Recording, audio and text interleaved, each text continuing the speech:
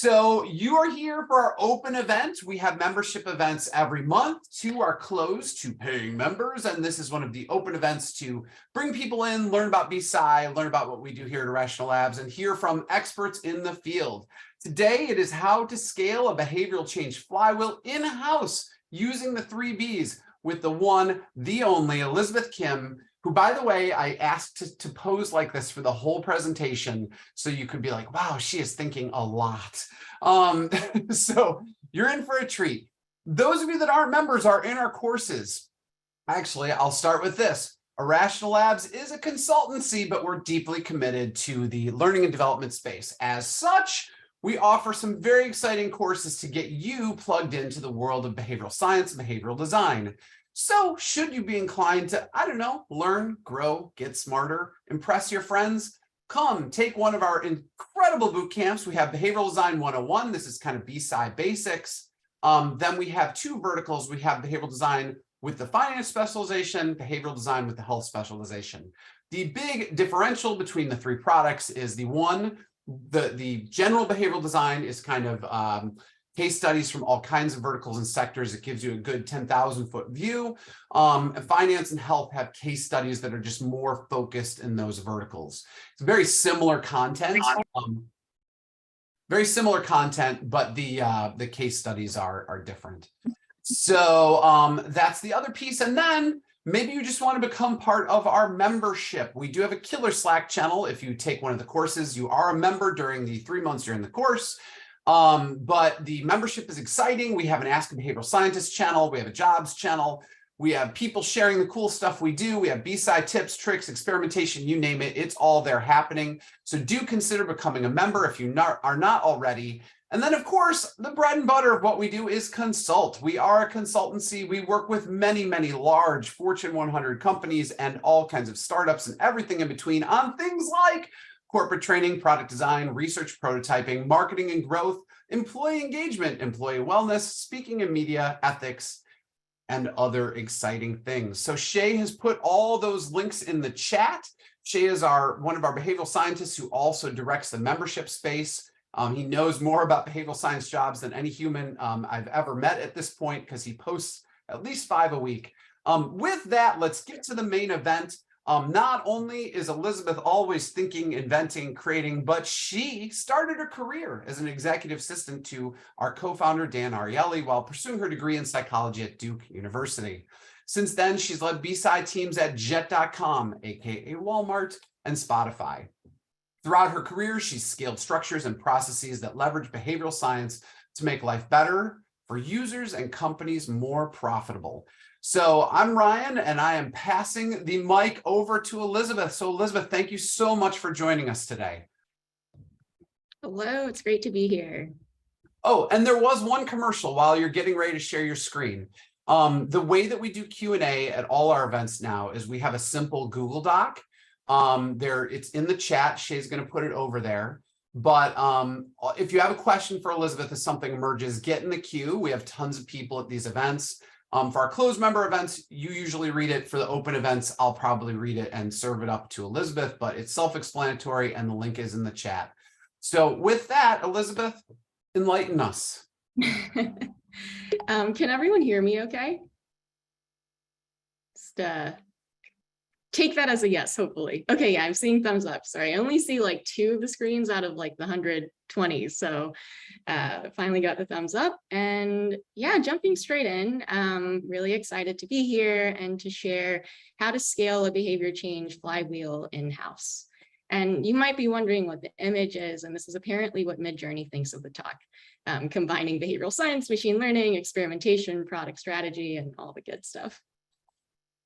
So the end goal, whether you're a behavioral scientist or a user researcher, data scientist, product manager, marketer, and everything in between, the end goal that we all want is to be able to answer what works for who and why. Because if we have those 3 ingredients set, then impact, behavior change, all of that just falls into place. And ideally, this would be a system that can continually answer this over and over again. And so we want to get to a point where we can really precisely answer what types of product changes and channels should I invest in? Which behavioral principles make my product more effective and for who? And which barriers should I focus my teams on tackling? And so the way that this is currently done in most organizations is through hypothesis testing or experimentation and optimization or machine learning. And what typically happens is that they happen in silos, and it has its pros and cons. So with experimentation, it's really great at shedding light on why something works and what works best for populations, but not for individuals. Now, when we go over to optimization, that's great at personalizing the what to the individual who, but it fails to uncover why. It's really just like a black box kind of situation. And so the good news is that a solution exists, but it's collecting dust, surprisingly. The TLDR of it is that you can use machine learning on experiment data as opposed to observational data, which is usually what happens. You just, get an algorithm, you get all the data from what's currently happening, feed it in, and then it optimizes, but it's just a giant black box, and you can't really understand, why things are being tailored the way that they are. But if you use machine learning on the data of an experiment itself to predict what we call heterogeneous treatment effects, then you can use that to make subgroups of your users and then tailor your interventions to those subgroups. So a little data deep dive moment on the side, and there's more details in the footnote if you're interested. Traditionally, A/B tests or experiments give you what statisticians call the average treatment effect, which shows you what the overall impact of something on everybody. But if you want to personalize, what you want is what I mentioned before, the heterogeneous treatment effect. And in this case, specifically, when you run a causal forest, which is the specific approach in this particular case, you're getting the conditional average treatment effect, which is a type of heterogeneous treatment effect that narrows it down further. So you can kind of think of it as like, okay, there's a medicine, and this medicine is going to work differently on different people. Now, when you get to the conditional average treatment effect, it's like saying, let's see how the medicine works differently for different people within the group that has diabetes, for instance. And so with that sort of in the background, the implication of this is actually really huge, because it means that we actually can understand what works for who without sacrificing an understanding of why. And from my personal observations, and I haven't seen the whole world, so I may be wrong in some cases, but from what I've noticed so far, this particular approach is almost never done in organizations. And then if it is, it's often relegated to technical optimizations and debugging, which of course is important from a profit perspective, but there's so much potential that's left on the table because you can really dig into a causal understanding of the drivers of product impact and behavior change. And so again, generally machine learning is thrown onto observational data, but here the paradigm shift is that you can use it on experiment data, create subgroups, and then personalize to those treatments. However, there are two main reasons why this is just sort of sitting there collecting dust, apart from a lack of awareness. The first theme is in collecting behavioral ingredients. A lot of organizations don't do this, and then they don't take the further step of really distilling those behavioral ingredients. And so zooming into collecting for a moment, oftentimes interventions are launched as isolated events. The wheel is reinvented each time. It's kind of like chefs coming up with a recipe without a pantry of proven ingredients. And so then you don't really get a sense of like the true causes of behavior change. And then when it comes to distilling them, what normally happens is that most companies run only one, maybe two out of 4 types of experiments. And if you don't diversify your experiments, then you're having a stunted understanding of what's really happening. It's kind of like only using cheese graters to sift flour. There are some cases where maybe that's needed if there are no other tools in place. But if you have the optionality, if you have the scale, then you're going to want to diversify across these 4 experiment types. So we're going to dig into each of these themes and talk about solutions for how to bring that into the work that you do. And by this point, you may realize I gave up on Midjourney, the AI that generates images, and just went to doodling things on my iPad. So bear with me as you come across even more random doodles. So we're going to start with an example of an experiment I ran when I was back at Spotify. And this is one of my favorites to jump into because it's very straightforward and there's a lot of fun to it. So starting with the business case, what happens when users first register onto Spotify is that you go through this whole onboarding process. It's starting over again, so I'll kind of start over from there. So yeah, you pick like your favorite artists, you scroll down, and it does a whole personalization thing for you. And then it shows you this prompt of whether you want notifications. And at this point, people are just so conditioned to say no whenever they see one of those pop-ups that a bunch of people were basically opting out. However, what we knew from various studies across the org is that people actually really enjoy push notifications from Spotify because you get concert updates, you get new music alerts from your favorite artists across the board. People had great experiences with them. And the issue is that these users are opting out before they even have a chance to understand their value. So this was one of those really nice win-win cases where it's good for the user and also good for the business because then there's deeper ways to connect with the user. And so long story short, we'll jump into the process later. We used a behavioral science framework and ran a behavioral experiment. And so to describe it really quickly, we had a control group, no message. We also had a generic control group, which I always like to include if I can, because sometimes you might get an effect just because you're doing a thing as opposed to not doing a thing. And so this generic message is just like a message without any appeal whatsoever. It's just like, get messages about new music updates. We also had a regret variant where we told them it looks like you missed some new music updates versus a social proof version, which was join millions of listeners getting new music updates. And so very, very simple changes. It's hardly noticeable when you just look at the screen. But what was interesting is in the beginning, when you're setting up the experiment, there's of course various opinions coming in from all different groups. And I remember one thought that was brought up specifically that was just like, I mean, we already know that social proof works from the literature. So like, what's the point of testing it? Shouldn't we just launch it and save our resources and time? But what happened was a very great example of why testing is important. So overall bird's eye view, we basically doubled opt-ins across the board, which is good news. But when you compared the generic message to the regret performed the best out of all of the variants, but social proof actually had a backfiring effect against the generic. So you're actually better off just saying the thing without any kind of appeal versus mentioning the other users and what other people are doing, which is quite against some of the research that's been done and a clear example of why it's so important to test on your population. And a sort of fun side note on that, I have found that social proof backfires in a couple other contexts across Spotify and different experiments. And so that was something that's been interesting to note as a larger trend. And so, so cool. We did it. We launched an experiment. We doubled opt-in rates. You scale it every month. There's tons of new users coming in, and it's a celebration essentially. But the question is now what? Because if you were working with behavioral scientists, they probably moved on to another company or another product area. If they're in-house, you've already scaled it. You're getting a bunch more new opt-ins every month that you weren't getting before, but you have a year left on your runway with the same OKR.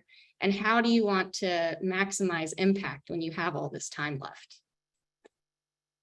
And so the truth is that intervention, going back to the restaurant metaphor, if you imagine an intervention as a dish, this was just one dish out of the millions that we could have made. And to maximize impact for the rest of the year, you could repeat the process and just make more dishes, but there's still this risk of like falling into kitchen sink optimization and just throwing things out, hoping something sticks if it's not done in a way that truly captures all of the behavioral ingredients. And we could also just jump to using the ML method that we discussed before. However, there's still this risk of plateauing because we may be stuck at a local maximum, and not have even gotten anywhere near close to the global maximum. And the only way to really find out is to go through a paradigm shift, that the dish or the intervention is a data point as opposed to the end goal. And this is where it's sort of choose your own adventure based on context and companies. If you're a startup with limited sample size in the beginning, some of this may not make sense to do at its full force. But if you have tons of scale, experiment infrastructure, and the ability to run repeated experiments, then truly seeing an intervention as a data point and getting nitty-gritty with it is going to be fantastic. But regardless of your organization size, the rest of this approach is still applicable. And so, like data goes, the more the merrier, because sample size matters. And using the Spotify example, we'll jump into how to collect behavioral ingredients in this counterfactual world. So when you're collecting those ingredients, the end result that we want is a database of experiments that have been widened with behavioral metadata. And this is something that requires truly cross-functional collaboration all the way from insight generation to ideation to execution, because every step of the process is extremely important for getting this to work. And so zooming out sort of at the 30,000 foot level, if we break down what an intervention is in the first place, and to clarify, when I say intervention, that's including everything from a message to a product change to even entirely new products. It's sort of just the overall base term for anything that you might do to change a behavior and get that product impact you're looking for. And so the anatomy of every intervention is essentially a collection of factors. And a factor is every single component that you have control over. So in this example, you have the image, you have the body text, you have the CTA, you have the background. But in other cases, if you have control over more channels and intervention spaces, then this whole thing itself becomes a factor. And your other factors include all the other things that you have control over. And so if you really boil it down to its fundamental principles, an experiment is simply just the change of factors. And so you notice when you note this down, for instance, you could change the image from a phone to a headphone, test that, see what happens. This becomes a ginormous combinatorial explosion of possibilities already. That's already extremely helpful for experiment design. And just with these logistical factors alone, you can quote unquote factorize them as metadata. And this has been really helpful for us to do because some technical factors will naturally just have more behavioral impact than something else. Like imagine something on the home page versus like a page that's hidden within like 3 different branches that maybe only 10% of your users ever see. And so when you do this, you have the ability to start prioritizing. And this it also becomes metadata for that experiment database at the end of the day. And this is where things get super interesting, at least for me, because I'm biased, but factors are also psychological. And this exponentiates the possibilities even further. So in this example, like, you know, maybe the copy that you uses a gain frame as opposed to a loss frame and other types of appeals. But that's just one of literally scores of other options that could have been used. And so what companies usually do to try and dig into these psychological factors is that they generate quantitative and qualitative insights to implicitly explore these further. But the challenge is that they often go to waste. There's so many insights, they're difficult to prioritize, and some of them may not lead to behavioral impact. And so this is where behavioral science frameworks really, really help. I'm a big fan of the 3 Bs, but whether you're using that or the intervention design process or the behavioral design process or what have you, there's a bunch of them. They fundamentally hit on the same core principles. And what you're wanting to get out of them is to categorize your actionable insights into things that can help or hurt the behavioral flow of your product. And so, you know, whether you're calling them barriers and benefits or friction or fuel or promoting or inhibiting pressure, so on and so forth, it's semantics. And the key is to really categorize and tag them via the behavioral diagnosis process. And I'll show what that means. So a quick sub problem to dig into. if you're thinking about all the different barriers and you're thinking back to prior studies that you've seen or have taken part in, you've probably noticed that there are so many barriers that come up, and it can be really hard to categorize, especially if you're looking at different parts of your product, because there are going to be contextual barriers to each of those things. But fortunately in behavioral science, in the academic literature, they came up with a COM-B model, which essentially categorizes these barriers into 3 areas. And the beauty of this is that it kind of works for practically everything. And one of my favorite tools to get at these is the bit barrier tool, which I've linked in the slides. And so now you have a way to categorize your insights. And this part is quite important, because what it means is that this isn't replacing the insights that the user researchers and data scientists have generated. Rather, these are meta tags that overlay those insights. And those insights help you to determine, okay, in my product, it looks like it's really issues with the physical environment of the product that people are struggling with, as opposed to their psychological ability. And so that helps you prioritize, okay, I need to make choice architecture changes, as opposed to just putting more information in front of people, trying to get them to do a thing. Most of the research shows that information doesn't change behavior. And so this is a way to be able to, in other words, weight the different barriers. So we're going to jump back to that Spotify example, where we ran the experiment on push notification re-opt-ins. And the way that we did this, and we'll go through a collection process jumping out of this, we started by identifying a key behavior. Then we conducted a behavioral diagnosis, laying out the benefits and the barriers and the behavioral theories that apply to each. And essentially what we've done and want to do is to take this behavioral diagnosis and turn it into the product roadmap and strategy to align and organize squads and teams for the rest of the year. And then what you want to do is to ideate using the behavioral diagnosis as fuel. And this part is always super fun. This is where it gets really collaborative with stakeholders. Oftentimes people will have ideas that have already been percolating in their heads. Maybe they've been discussed, but they're not launched yet. So take those and then take the barriers and the theories and the other pieces of the behavioral diagnosis and essentially lay them all out and tag them with a specific barrier, benefit, and theory that invokes. Because regardless of whether stakeholders realize, every idea already implicitly involves these ingredients. But the key is to make this explicit so that we can feed that in as metadata into the database.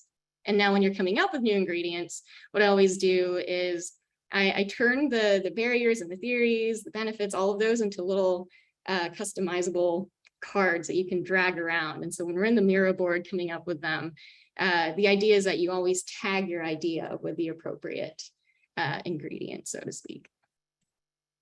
And so once you do that, you'll have tons of ideas. And the question is, how do you prioritize them? Well, by now, because of the frameworks that you've been using, you have great metadata. You have the psychological factors, the logistical factors, you've done your quantum fall research. And so you're able to score them numerically. And then you can come up with a behavioral impact scoring. And this is a part where you can get as deep and nitty gritty as you want, or you can make it fairly simple and just kind of note them along the way. But by also noting the theories, you have a much more holistic view into categorizing and prioritizing your different interventions. And so now you're set with metadata for your database of experiments. And these are essentially your behavioral ingredients that you're going to want to keep track of. And so now jumping into distilling these behavioral ingredients. This is where the product hat comes on, and road mapping becomes a really important factor in enhancing the ability to get causal insights out of what you're launching, because how you launch a product determines to what extent you'll be able to identify what behavioral ingredients work. And so in this chart, sort of going from left to right, you know, if you're like really stuck on time and there's really no other option and there's not much infrastructure, sometimes a pre-post may be the best that you can do. And at other times you may have the ability to do a holdout, which could be randomized or non-randomized, but ideally randomized is going to be better. And I have these like food elements down at the bottom to kind of show your ability to be able to really extract the specific types of insights that you'll be able to get. So if you're just doing pre-posts and non-randomized holdouts, you might sort of get a set. It's not great. It's not super great. But if you get to a randomized holdout, then you at least know that this dish works. You don't know, what ingredients in it particularly are helpful, but at least you know that. Now, when you get into testing, there are different types of tests that you can run. And depending on the type of test, you can really dig into the specific ingredients that help you create repeatable impact through behavioral science. And so in this 2x2, we have the 4 main experiment types, and the 2 factors to really consider here are your control of variables. So I'm not sure if my mouse will show, I think it is. So up here is when you're having really high control of your variables. So you're just changing one variable per variant in your experiment. Here you have low control, so maybe you're changing a bunch of different variables at once. And then when it comes to the theory, maybe you're using a behavioral theory from the literature, or maybe it's a more like localized kind of cosmetic theory. Maybe it's like, let's make this green because our logo is green and that'll probably work well, to anything along those lines. And so when you think of these 2 factors, that gives you these natural 4 quadrants. And from what I've noticed, it seems that most companies run a lot of experiments over in these 2 quadrants in the mechanism experiment space. And most of them tend to be competition mechanism experiments, and then some mechanism experiments as well, where you're only changing one variable, but theories aren't often applied, or at least explicitly applied. And so there are, of course, exceptions. I know, for instance, that Duolingo has a policy from a top-down perspective where every experiment can only have one variable change, which I think is amazing, and was really surprised to hear that. But in a lot of cases, executives tend to care too much about experiment design, even though I really think everybody should, because it's so important to understanding why and making impact. But across the board, there's a lot going on over here, and not as much happening over on the right side of things. And so obviously you can tell that if you're over-indexing on just one side and not the other, especially one type, then you're going to have a stunted experience of being able to understand the true ingredients. And so going back to the example before, this wasn't a behavioral example, a behavioral experiment example, and I'll jump into the nitty-gritties of why that's the case. And so as you notice, there is truly just one thing that's changing. It's the heading. But if you look even deeper into that, you'll notice that they all end with new music updates. And then beyond that, you'll also notice that each of these messages have roughly the same number of words. And so this required so much back and forth with the copy design team. I think they hated me at first, but then by the end of it, we were all friends. So it's all good. But control of experiment design is truly so important. And in our case, it made sense to do this because with Spotify, there's hundreds of millions of listeners. There's the scale, the experimentation infrastructure, and especially with the runway, you want to just keep on running things as much as possible and really build out that database of experiments. And so jumping back to the different experiment types again, ideally you have a diversification across behavioral experiments, mechanism experiments, and then the competition versions of those. The competition I just kind of added as a title to separate it, because that's when you have a bunch of variables that you need to change, which very often may need to happen, because if you have a shorter time frame and you really just have to make impact, it might be easier to just change a bunch of things, try to get the metrics to move, meet the goal, move on to the next thing. And so it really is a sort of choose your own adventure kind of situation based on specific context. But in a perfect ideal world, everything would be a behavioral experiment, and really help you understand the specific ingredient of change that's getting things to work. And so everything that we've talked to, you'll want to repeat a lot. I mean, if you can do it, ideally get to like thousands of experiments. And this is often easier with things like, messaging, for instance, when you have the scale, because the variables are so easy to control, you can really run things at large. But that's really just a starting point. Like, it's just an easy place to apply this, but this would work for everything from product changes to new products. All you would need to do is just add every additional detail as a column to the metadata database. And there's no reason that you wouldn't be able to apply this to essentially every organization within your company, so that there's a really just large database of experiments that captures everything all at once and allows you to really dig into understanding what works for who and why. And so now that you have this database of experiments, and maybe it's in the thousands already, there are a few things that you can do with this to help drive your product strategy. So the first thing is a meta-analysis. And so you want to use that to identify the most potent behavioral ingredients, the theories, benefits, barriers, logistical factors.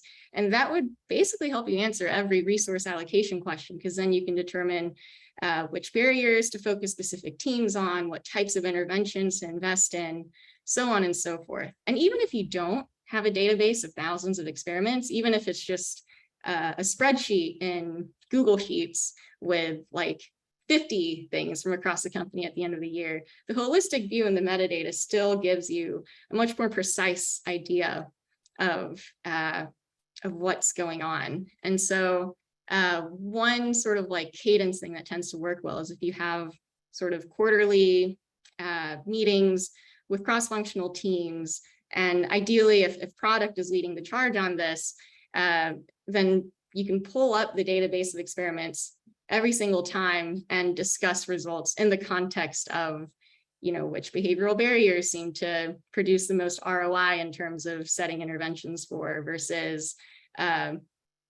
benefits, so on and so forth. And then getting into the machine learning side of things, there are sort of two branches. One is to design a set of new interventions based on the most potent behavioral ingredients from the meta-analysis, and then take that experiment, run the causal forest, create the subgroups, do the personalization. And the application of this is actually a lot easier than expected. You can just download the GRF package in R and get started right away and testing this out on experiment data that you may already have. And so that's one way of optimizing. The other way, and this is more experimental, is to run the causal forest on the actual database of experiments. Ideally, it's in the thousands, to then extract the subgroups at large, to find the subgroups that are most least affected by different theories that can really help you drive the product strategy. And so the database would need to be big. And speaking with machine learning experts, this is theoretically possible to adapt the methodology to this meta use, but it requires further exploration. And this is the thing that I'm most excited to really jump into and figure out, and ideally try to do at scale. And so with all of that said, this is one approach to trying to get to the global maximum using behavioral science, experimentation, and machine learning. And that's it. Yeah. Oh my gosh, Elizabeth, that was a wonderful closure. Many a high school debate coach would be very proud at the way you wrap that up. And I was in my past life a high school debate coach, so I've got some street cred in said area. But let's get the Q&A party started. I would just want to remove your spotlight if possible, but well, let's see. The first question is from Sudhakar, and he says, what's the minimum experimental study size? For example, could we have 60% participants in 3 groups to be used to set up experiments to run these experiments? Ready, go. Just to make sure I heard correctly, it was, can we use like, what is the largest experiment size that we have to use? Can we theoretically take like 60% of the user base and then divide them into 3 variants? Was that the question? No, it sounds like he's interested in the smallest group size. So could we have 60 times 3? Would that be an okay, if you ran an experiment with 180 people, would you feel like that is a significant number of subjects to test on? Yeah, You obviously come from massive companies, so you have massive data set bias.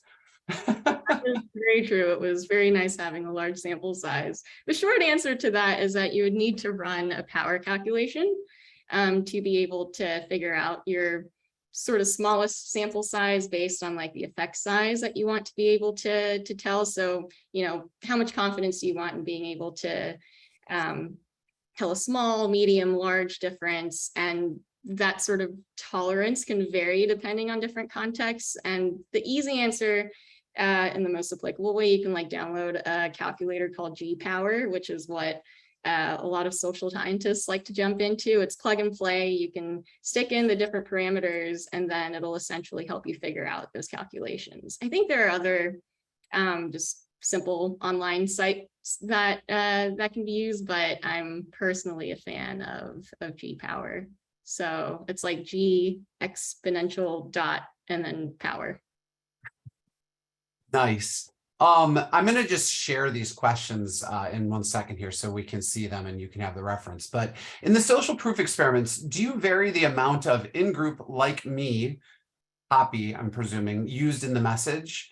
So other Spotify users feels like a pretty broad in-group to identify with. Yeah, oh, I love that. So that would make such a great experiment. Those are exactly the types of experiments that should be dug into. However, with the push notifications one in particular, I was embedded on that team. And then when I was at Spotify, I think every year we had a massive org change. So then I became like a centralized, I joined a centralized insights team and then became a centralized resource. So I ended up hopping around after that. So didn't get to dig in further, but those are exactly the things that we would have wanted to explore. And that would make great metadata for that database of experiments that we hypothetically have. Dare to dream, right? Dare to dream. Yeah. So why do you think social proof doesn't work in some Spotify contexts? And I think, and what context in particular, Jason must be asking. Yeah, we thought about this because it was really interesting to see, because if you look into the academic literature, I mean, usually social proof does fantastic. But I think what those studies, there's no way that they could take this into account is the impact of those studies, because those studies exist, a bunch of people are using them, and people are being bombarded with it, and that might change people's feelings at large about those kinds of appeals being thrown at them. And so that was one of the hypotheses that we thought about, which is maybe it's just that people are just so like they're just drowning in all of these types of appeals, and it has this backfiring effect. Another thing that came up is maybe like people want to be more individualistic, especially when it comes to music, and you don't necessarily want to be like everybody else. I mean, if you think about Spotify Wrapped, for instance, which is one of its most successful campaigns, it's all based on this idea of you being an individual, which we are. And so it could have something to do with that as well. And it would really need further testing. And so yeah, that's just been interesting to see in different contexts. No, that's an awesome answer. It depends. Basically. That's like, there's a world where multiple choice tests should be like A, B, C, all of the above, and then it depends, right? Would be a better world for multiple choice. Really quickly, somebody may be off mute, and we have too many people in here to go spot check that quickly. But if you have unmuted, please mute, just so we don't get bizarre or interesting background noises. Next question comes from Irrational Labs super fan Sharon McCarthy out in Seattle. Hey, Sharon.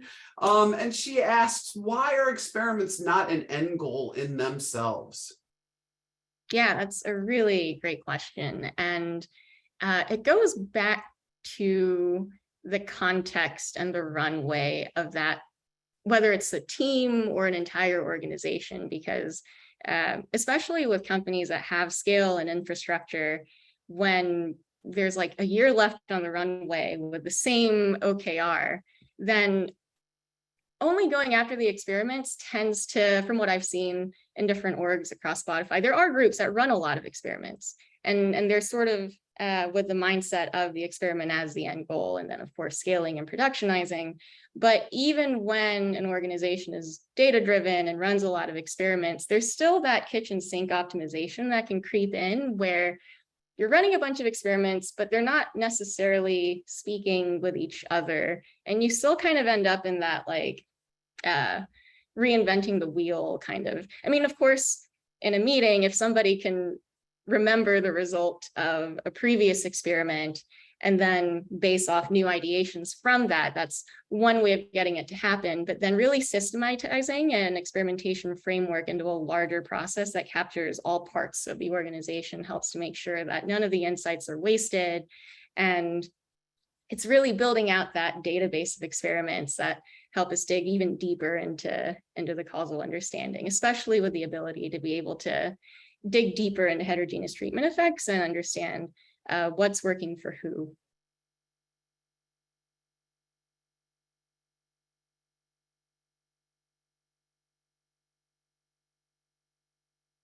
But with that said, if you're a startup with very limited sample size, and running an experiment with smaller sample sizes is very difficult. And so in those cases, the experiment would be the end goal, but it's all very, very context dependent. Yeah, sorry, I was talking. I actually did the classic did not unmute myself problem. So, so thank you for filling that gap. I was like, wait, why is she? Okay, awesome. Next question. How do you account for previous experiments when the product expands into new user groups or locations? I know you talked about this, but maybe just be more explicit about it for someone that might have missed that beat. Yeah, that's a super great question. And the really nice thing about having metadata in that database of experiments and making it wide is that there's no limit to how wide you can get.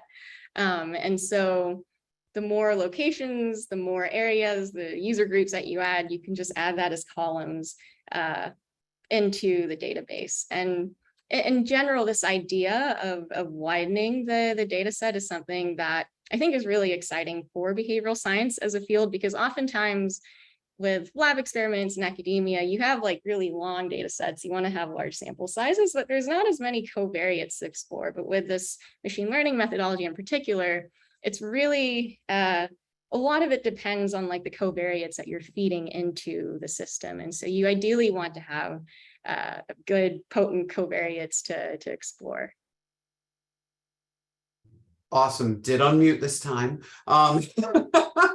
So how do you score behavioral impact? People saw that slide in your presentation. What are the actual metrics that you're looking at there? Yeah, might be easier if I pull it up again, or Okay. I can try to dig in just back from previous thoughts, but okay, actually I guess I will share my screen because yeah, let's do it. All right, let me find But keep getting crazy on the Q&A document, and we're answering some questions in real time there that are easy to answer digitally, so we'll talk about that when we get there. But thank you everybody for sharing. It's awesome to see these questions coming in. Strangely, my slides have disappeared, but I'm pulling it up again. Well, you know what? It's probably Shay's fault, just for the record. He's pretty shifty. He likes to manipulate things behind the scene in Zoom, you know. Love it. Can you all see my screen? Not yet. Oh, weird. Okay. How about there you go. There you go. Cool. Awesome. Okay, so jumping to that slide, which was, I think, here. Oh, there it is. Okay. Yeah. So there's a lot of ways that you can go about it. So it's kind of up to you as the short answer, but I can go through the way that we did it. And in this case, dang it, it's the Apple mouse that does the automatic scrolling like that. But so we had our psychological factors, we had our logistical factors, and the context of this prioritization roadmap was for a website landing type kind of page. And so the logistical factors we had done a larger factorization for, and essentially tiered them 1, 2, 3. And 1 would be things, like, for example, on the homepage that a lot of people see that would theoretically have a higher weight when it comes to the impact scoring. And then tier 3 would be something like, maybe a footnote on this page that's hidden away under 7 other pages, things like that. And so we came up with sort of like a straightforward way of categorizing the different logistical factors. And then the scoring came from the tiers that we tagged them with. Now for the psychological factors, we used COMBI in this case. So we had capabilities, opportunities, motivation, and then the specific sort of subcategories within each. And in this particular case, there were a lot of like capabilities barriers, like things related to attention and knowledge and awareness of the situation. We also had some opportunities related ones that had to do with like what we call intergroup barriers, which is like, you want to do a thing, but you would have to get permission from like your boss and then your boss's boss and then go through bureaucratic paperwork and all those things, as well as just like intrinsic motivation type things. And so based on our insights that we had, we were able to give it sort of a relative scoring. At some point, it's a little bit of like lick your finger, put it up into the air, because from the qualitative and quantitative studies, we're able to see that like the intergroup barriers were really, really huge. It probably accounted for, if I had to put a number to it, like 60 to 70% of the friction that people were facing. And so we were able to put a high weight to that. And then for things like putting information in front of people's faces, we already know from the literature that's not really going to change behavior. So it still came up though, so we gave it a lower weighting. And so essentially after weighting those things, we combined the two to create a behavioral impact score. The other thing that we did to account for road mapping is that, again, you could launch things as a holdout or a pre-post, although those pain me, or a full-on experiment. And depending on that, we came up also with an insight scalability kind of scoring, where if something was to be launched as a behavioral experiment, then it would get a higher score than like an experiment that's not testing theories and changing a bunch of different variables at the same time. So that's also something that helped with the road mapping. And yeah, and then when you jump into the ideation, it's really nice to be able to have those laid out and tagged, because in the previous slide on the left box, it may be a little hard to see, but you notice that all the previous ideas were only blue, which means that they were all just based on putting information in people's faces. And so then the group could see that like, oh man, we really need more ideas that tackle intergroup barriers. And then with the new ideation, you see a lot more green happening. And so a nice way to diversify for scoring and also ideation. Yeah, I have to say, when I saw this slide, Elizabeth, I was like, oh, this slide needs to be the Miro slide that I could zoom in on. Right? Because you could tell there was a lot of meat there, but couldn't quite see it. So that was an awesome, awesome deep dive. Thank you so much. This next question is coming from Brad. I don't know if this is the Irrational Labs Brad or another Brad, but I will give it a spin here. And then as soon as I ask this, I'll go back to the share so everybody can kind of see the questions in real time. But when you're creating the design, do all of the elements need to be in the service of the same kind of behavioral intervention? Phrased another way, are you finding out which of the regret prompts in the Spotify example worked? Or can you put a few different types of behavioral science ideas into the same intervention, then use the metadata to understand which of your interventions worked? And I'll put it up so you can read it too. Yeah, that would be great. That sounds like a great question. I'm trying to wrap my head around it. I know this is the first time I've actually screen shared this, but I think it's actually very helpful. Oh no, that's the wrong screen. Hold on. Shoot. That's good. We all have our tech moments. Here we go. Yeah, there you go. It's number 7 right there. In the meantime, Shay and Brad are posting exciting things in the chat. And if you have additional questions, we might even get to them depending on how easy this one is. And I should also say, as you're processing that, Elizabeth, question number 9, somebody asked any recommendations for reading on behavioral design. So these are from our membership quick start guide. These are some of the greatest hits, the free birds of Irrational Labs, if those of you that are old enough to get that music reference. So those links there in the Google Doc are great places to get you started, especially our ultimate list of behavioral science resources is massive and will give you more than enough to explore. So with that, I'll pretend I'm a weather person and be like, back to you, Elizabeth. Love it. So the way I'm understanding it, and then I'll shoot my answer, and then if it's not answering the question, would love to chat live and dig into it more. But what I'm getting at is like, is this all about just sort of like isolating theories like one at a time, versus can you do it in a simultaneous way, just like get a bunch of behavioral theories, put it into one intervention, and then later in the meta-analysis process, be able to tease out retroactively which ingredient worked. And so if that's the question, then it all sort of goes back to the different experiment types.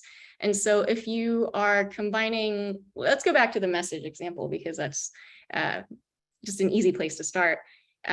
If you wanted to apply, 4 or 5 different behavioral theories all at once, you could, but then that would then take it from sort of like clear-cut behavioral experiment to a competition behavioral experiment, which is where there's like multiple things being added and changed. Because in an experiment, you're having different variants, and if one is just everything versus nothing versus maybe a generic, if you can add that in, it would still kind of fall into that changing multiple variables at the same time and then comparing variants. And so you would get causal insight into like the overall thing that worked, but it would be it wouldn't be very possible to isolate the specific thing. One thing that you could do though is if you want to try and like save on some impact or save on some time and try to maximize impact, you could start off with an experiment like that, where it's just like control, ideally a generic thing, and then the intervention with like all of the behavioral theories you could imagine just smacked in. See if that actually works better than the generic or whatever else you're testing it against. And then if that works well, then there's some ingredients in there that are working well. You just don't know which one. So then you can follow up with subsequent experiments digging into each of those ingredients. So you can kind of combine and sequence the experiments in such a way that you can dig into the ingredients with a higher probability of knowing that there's something in there that's likely to work. Yeah, to mix metaphors, but only a little bit, the kitchen sink of variables.